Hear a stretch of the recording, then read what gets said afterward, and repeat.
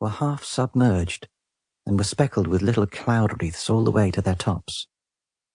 On the whole, there was so much cloud and so little solid earth that it had the effect of a vision.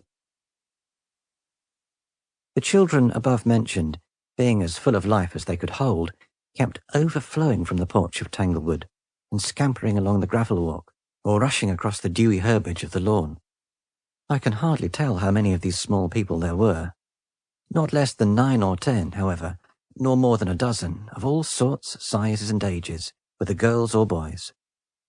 They were brothers, sisters, and cousins, together with a few of their young acquaintances, who had been invited by Mr. and Mrs. Pringle to spend some of this delightful weather with their own children at Tanglewood. I am afraid to tell you their names, or even to give them any names which other children have been ever called by, because, to my certain knowledge, authors sometimes get themselves into great trouble by accidentally giving the names of real persons to the characters in their books. For this reason, I mean to call them Primrose, Periwinkle, Sweet Fern, Dandelion, Blue Eye, Clover, Huckleberry, Cowslip, Squash Blossom, Milkweed, Plantain, and Buttercup. Although, to be sure, such titles might better suit a group of fairies than a company of earthly children. It is not to be supposed that these little folks were to be permitted by their careful fathers and mothers, uncles, aunts, or grandparents, to stray abroad into the woods and fields without the guardianship of some particularly grave and elderly person. No, no, indeed. In the first sentence of my book, you will recollect that I spoke of a tall youth standing in the midst of the children. His name, and I shall let you know his real name, because he considers it a great honour to have told the stories that are here to be printed. His name was Eustace Bright. He was a student at Williams College, and had reached, I think, at this period, the venerable age of 18 years, so that he felt quite like a grandfather towards Periwinkle, Dandelion, Huckleberry, Squash Blossom, Milkweed, and the rest, who were only half or a third as venerable as he. A trouble in his eyesight, such as many students think it necessary to have nowadays in order to prove their diligence at their books, had kept him from college a week or two after the beginning of the term. But for my part, I have seldom met with a pair of eyes that looked as if they could see farther or better than those of Eustace Bright. This learned student was slender and rather pale, as all Yankee students are, but yet of a healthy aspect, and as light and active as if he had wings to his shoes.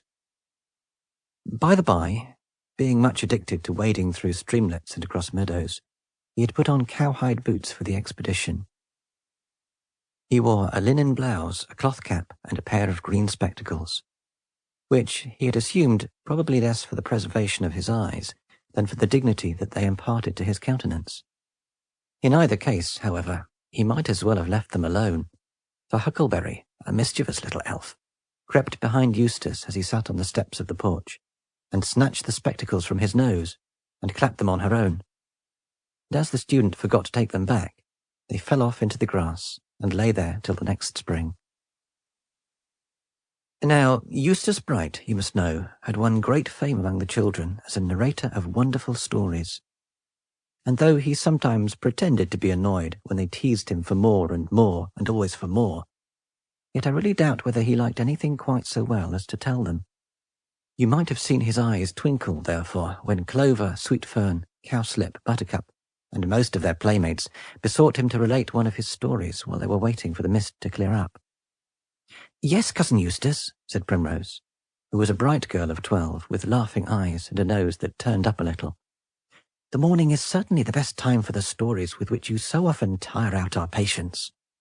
We shall be in less danger of hurting your feelings by falling asleep at the most interesting points, as little Cowslip and I did last night."